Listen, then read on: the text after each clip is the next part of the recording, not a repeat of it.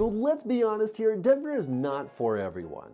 There's a ton of cool things to do here, and a lot of people enjoy their time living here, but some people just can't relate. So what is missing? Why are people moving away from Denver? Well, in this video, we're going to talk about several different reasons why people are moving away from the Denver area. So let's dive right in. One of the reasons why people are moving away from Denver is the harsh and unpredictable weather. And for me personally, coming from San Diego, it was kind of hard getting used to living in Denver and understanding what the weather patterns were like. I never had to download the weather app before I moved here to Denver, and to give you an idea of what March looked like, the whole month of March had highs of 70 and lows of like 20 degrees. And with these fluctuating temperatures, you gotta keep an eye on the weather. And there are some days where it's kind of warm and it starts raining, and then it gets cold enough that it starts snowing after it rains. And with the colder weather too, a lot of people decide to move to Arizona, Florida, or Texas to seek warmer weather. I mean, in those areas you get mild weather, it's easier on your joints, and you don't have to worry about slippery roads or sidewalks when you go out for walks, so I completely understand. Yeah, so Denver takes a little bit of getting used to, and another thing that you got to get used to is the real estate prices, which is another reason why people are deciding to leave the Denver area.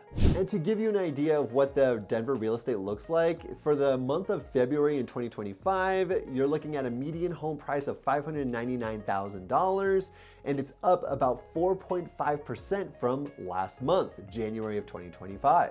And to dive in a little bit deeper of what the buyers are looking for, so they're looking for more turnkey properties where they are purchasing these homes at a higher price point compared to where they're moving from, and then they don't have as much cash in hand to renovate the property. So generally, having the money to fix up the property is just kind of out of the question. But if you're more worried about having to pay for the mortgage payments, that monthly mortgage seems to be pretty steep, then make sure you contact me, because I help out a lot of people in helping fund and pay for their mortgage by finding renters, renting out basements, renting out ADUs, and things like that. So make sure you hit me up. All my contact information is down below in the description. I love helping people build equity and getting as much money as possible to help out with that mortgage payment. Now, going back into the actual real estate market, we actually have some pretty significantly low inventory here in the Denver area. Right now, we're seeing about 3.3 months of inventory here in the Denver metro area, but honestly, if it's in a great location and it's in great condition,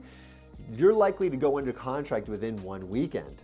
The big issue here is that we're going into the spring and summer months, so I'm expecting a lot more offers per listing as we get into the warmer climate. Ultimately, it all comes down to we're not building enough homes for the demand that's coming here to Denver. And according to the Census Bureau, more apartment complexes are being built than single-family homes. And single-family home construction has seen a decline since 2023, especially now since tariffs are causing a lot of uncertainty in the coming years. Real quick, before we continue, if you're thinking about moving to the Denver area, I have a 100% free relocation guide. Here, this QR code is right here, will take you right to it.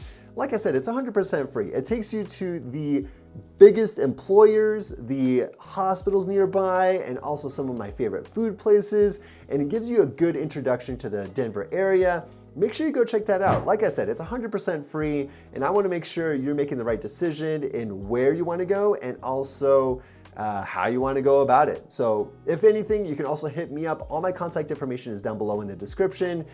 Yeah, like I said, all free, lots of good stuff right there. Make sure you go check it out. And it's just the way things are, at least right now in this temporary future. But speaking of prices, let's go on to our next topic, and it's just straight up the cost of living. It's not too much of a surprise for a lot of people researching the Denver area that the cost of living here is higher than the national average. And to give you some insight and some data behind it, I like to look at apartments.com. And this is not a sponsored video. I just like using apartments.com because it's my portal for my self-managing tool for all of my rental properties, for both here in the Denver area, in Colorado in general, and also my rental properties in the San Diego area. So with apartments.com, I like using them. It's a free portal, and I've been using them for 6 years now for all my rental properties. But Back to the point here. I love their data and everything's just so concise and everything's just graphically presented to me on that platform. So let's dive into the details. So where does apartments.com get its source material? It actually gets it from the Cost of Living Index published by the Council of Community and Economic Research. Generally, the overall cost of living in Denver is about 9.1% higher than the national average. Specifically with rent, it's about 6% higher than the national average at about $1,650 per month. Things like groceries, housing, healthcare, and goods and services are above the national average here in Denver, and utilities and transportation is actually lower than the national average. One more thing I want to talk about with the cost of living, it is insurance. Especially if you're planning on being a homeowner, the home insurance premiums have actually increased significantly over time. And to be more specific, the insurance carriers are trying to be more risk adverse, right? They want to charge a higher premium thanks to, let's say, the hail damage on roofs, or let's say the wildfires that have happened in Colorado. So all of that compounds into higher insurance premiums. For me personally, my Airbnb's insurance has actually increased 15% over the past couple of years. So keep that in mind when you become a homeowner or decide to invest in the Denver area, because likely property taxes and insurance won't stay the same for the 30 years that you hold on to the property for the life of the loan, right? Before we continue, I got a question for y'all. What is it exactly that is making you consider leaving the Denver area? Or on the opposite side, what is making you consider moving to the Denver area? Let me know in the comments below. I'm genuinely curious because, I made a decision to come over to the Denver area for a multitude of reasons, and I'm wondering if you have one of the same reasons. On to the next item of why people are leaving the Denver area. It is the transportation and also the public transportation. And if you're looking for a walkable city, 98% of Denver is just not walkable. You're forced to get into a car or an Uber to go see your friends that's about 15 minutes away, or if you're lucky enough, you could be close to a bus stop or an RTD line that takes you to the next closest bus stop, which you might have to still drive or Uber or scooter to your friend's house. I mean, granted, it's not much better than most metropolitan cities all across America, but compared to, let's say, San Francisco or New York or other European cities, it is abysmal as far as the infrastructure goes for public transportation. And now going on to traffic, according to the navigation system TomTom, Denver ranks number 14 on the list of cities with the worst traffic. Denver's average travel time is actually 14 minutes and 30 seconds, and the average city dweller here in the Denver area uses up about 56 hours per year just stuck in traffic. So yeah, in my opinion, if you really want that walkable kind of city, Denver is probably not the place for you, with the exception of possible certain neighborhoods, maybe like Capitol Hill or Sunnyside or places like that. But outside of that, I would say get a four-wheel, all-wheel drive, one of those things, and set your sights on driving everywhere. Another reason why people are leaving the Denver area is the homeless problem. Homelessness has plagued a lot of the metropolitan cities all across the US, and Denver is no different. The number of people experiencing homelessness here in the Denver metro area has increased about 10% year over year to a staggering number of 9,977 people in the Denver metro area. And according to the Metro Denver Homelessness Initiative, the number of families experiencing homelessness also increased from 2,100 in 2023 to about 3,130 in 2024. So what is the plan with the homelessness here in the Denver area? Well, in the last year, about 1,600 people have moved off the street and into a shelter, and 16 large tent encampments are permanently closed. Ultimately, the goal is to find more permanent housing for these individuals, but it will be factoring in the cost of living and all taxpayer dollars. There's just a lot of factors that go into it, and it's just been really tough for the city of Denver. Mayor Mike Johnson plans to move about another 1,000 individuals over the next year from outside to indoors. To be frank, I don't think it's going to be solved anytime soon, and I really feel for the families that are experiencing homelessness in the winter months especially. Until then, I still expect a lot of people to move from the Denver area out due to the homelessness problem. Hey y'all, real quick, as much as I love making these videos, there's only one thing I love more, and it is making sure that you're moving to the right neighborhoods and you're making the correct move over to the Denver area. And I love helping out families. I've helped countless families move over to the Denver area, and I want to make sure that you're making the right move as well. So if you're ever curious and want to hit me up, all my contact information is down below in the description, just right there, maybe like a couple inches down.